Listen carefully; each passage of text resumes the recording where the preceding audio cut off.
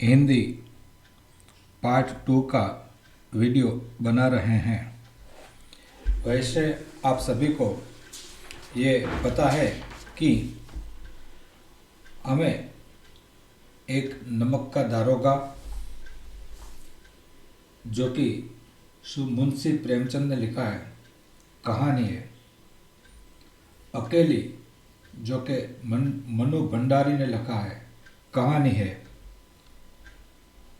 घर जो कि भोलाभाई पटेल ने लिखा है निबंध है, चार्ल्स टाउन से जोहानिसबर्ग महात्मा गांधी की लिखी हुई आत्मकथा है, कारतूस हबीब तनवीर का लिखा एकांकी नाटक है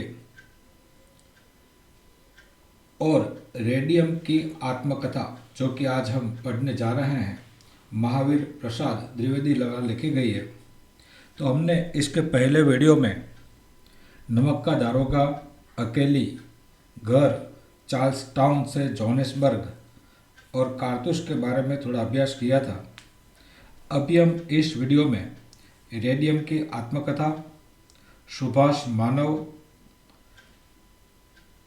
एक और जन्मदिन और मेरे राम का मुकुट भीग रहा है और मनोहरपुरी की सीमा पर ये सब लेसन पढ़ने वाले हैं। और टोटल में हिंदी में मुझे लगता है कि 10 लेसन यानी कि गद्य और 10 पद्य है। तो चलो शुरू करते हैं रेडियम की आत्मकथा के बारे में थोड़े क्वेश्चन आंसर। पूरा लेसन भी मैंने शायद क्लास में एक्सप्लेन किया होगा, आज हम सिर्फ क्वेश्चन आंसर देख रहे हैं। रेडियम की उत्पत्ति और ये जो पीडीएफ है वो मैंने लिंक में दी है, तो आप लोग ये पीडीएफ भी डाउनलोड कर सकते हैं और जब हम यह क्लास में ऑडियो को प्ले करें तब आप पीडीएफ को देखकर रीड कर सकते हैं। रेडियम की उत्पत्ति का सविस्तर वर्णन करें। यह लेसन रेडियम के बारे में है। रेडियम की उत्पत्ति ब्रह्मांड के अनंत अकल्पनीय ग्रहों में हुई थी। वह इस अनंत शून्य में न जाने कितने साल तक इधर उधर घूमता रहा। फिर वह वायव्य सागर का एक अंश बनकर कई युगों तक वहाँ रहा। इसके बाद वह कई अरब वर्षों तक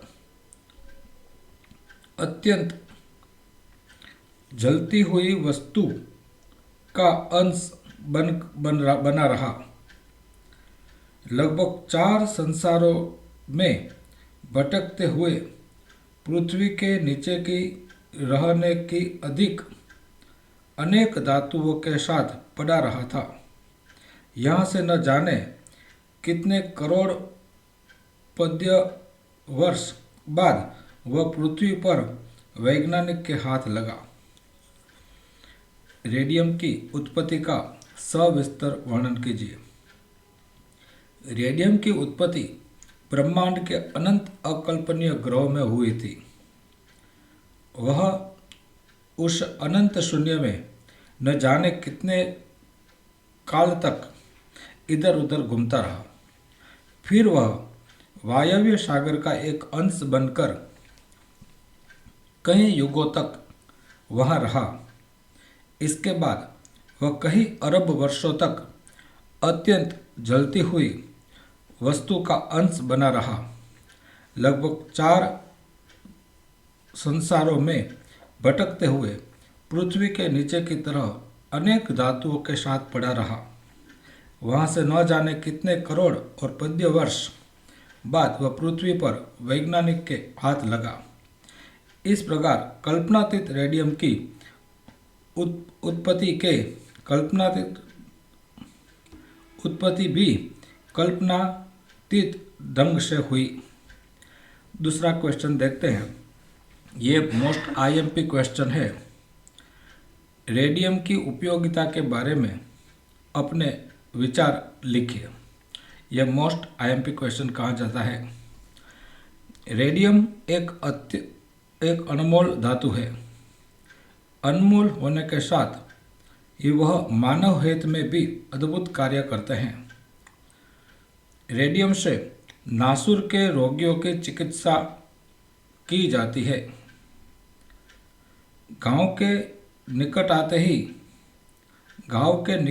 आते ही रेडियम की प्रकाश किरण घाव पर पड़ती है और उसका विष दूर कर देती है। रेडियम के नाम से बनी कृत्रिम वस्तुओं का उपयोग घड़ी की सुइयों में किया जाता है। यह सुइयां अंधेरे में भी चमकती है और समय का ज्ञान कराती है। इस प्रकार रेडियम अत्यंत उपयोगी धातु है। लास्ट क्वेश्चन देख लेते हैं। खुद की कृत्रिम रचना के बारे में रेडियम के उद्गार स्पष्ट करें। रेडियम का कहना है कि मेरा ही नाम धारण कर एक कृत्रिम वस्तु चल निकली है। इसे घड़ियों में लगा देने से तक अंधेरे में स्वयं चमकने लगती है। इस तरह मैं सारे ब्रह्मांड का चक्कर लगाकर तुम्हारी कलाई की घड़ी में मौजूद हूँ। इतनी यात्रा के बाद भी तुम मत समझ लेना कि यहाँ आकर मेरी यात्रा पूरी हो गई। मैं अभी और यात्रा करूँगा और करता रहूँगा। इस प्रकार रेडियम को भविष्य में अपनी अधिक से अधिक उपयोगिता पर विश्वास है। आप सब जानते हैं कि हमारे जो पद्य है, पोएम और गद्य, उसमें से 40 अंक के 40 अंक के क्वेश्चन और आंसर आते हैं। तो सभी लेसन के क्वेश्चन आंसर और एमसीक्यू का अध्ययन करना बहुत ज़रूरी है। आपको मैंने लेसन के बारे में तो बता दिया कि नमक का दारोगा और घर, नमक का दारोगा, घर, रेडियम, चार्ल्स टाउन से जोहानिसबर्ग तक, अकेली, ये सब लेसन थोड़ा देख लेना। लेसन नंबर 14, सुभाष बाबू। सुभाष बाबू की मृत्यु का समाचार सुनकर भारतवासियों के मन पर कैसा प्रभाव पड़ा। सुभाष बाबू भारतवासी के दिल में बसते थे। उनकी मृत्यु का समाचार सुनकर लोगों के जी में कांटा सा चुभ गया, पर देशवासियों ने उनकी मौत पर विश्वास नहीं हुआ। ये सोचते रहे कि किसी दिन किसी वेश में सुभाष बाबू उनके जरूर मिलेंगे। सुभाष बाबू ने सेवांग रेडियो से भारतवासियों के लिए क्या संदेश दिया। सुभाष बाबू ने कलकत्ते से अचानक गायब होने से भारत के लोगों को बहुत चिंता हुई। महीनों कहीं से कोई खबर न मिलने पर लोगों उनकी मृत्यु की दुशंका होने लगी। इसी बीच सेवांग रेडियो में से सुभाष बाबू ने भारतवासियों को संबोधित किया और उनसे आज़ादी की लड़ाई में भाग लेने के लिए कहा। लेसन नंबर 16, एक और जन्मदिन, हास्य निबंध है। जन्मदिन के बारे में लेखक के विचार स्पष्ट करें। लेखक के अनुसार जन्मदिन मनाना, कोई अभिनंदन करना पाश्चात्य अंधानुकरण का एक नमूना है। ये कहते हैं कि जन्मदिन की बधाई देनी हो तो उन लोगों को दीजिए जो लोग झोपड़े में रहते हैं, सुविधाओं से वंचित हैं और जिन्हें भरपेट खाना नहीं मिलता।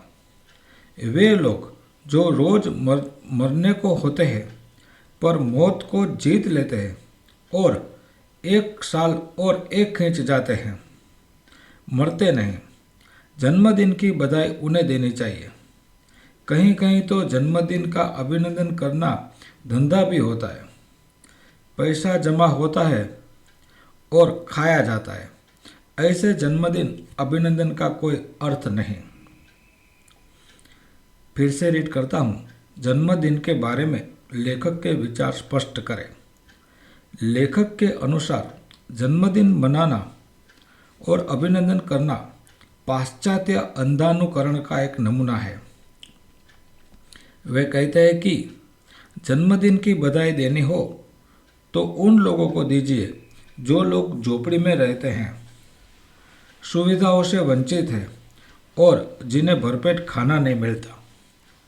वे लोग जो रोज मरने को होते हैं पर मौत को जीत लेते हैं और 1 साल और खींच ले जाते हैं, मरते नहीं। जन्मदिन की बधाई उन्हें देनी चाहिए। कहीं कहीं तो जन्मदिन का अभिनंदन करना धंधा भी होता है। पैसा जमा होता और खाया जाता है। ऐसे जन्मदिन अभिनंदन का कोई अर्थ नहीं।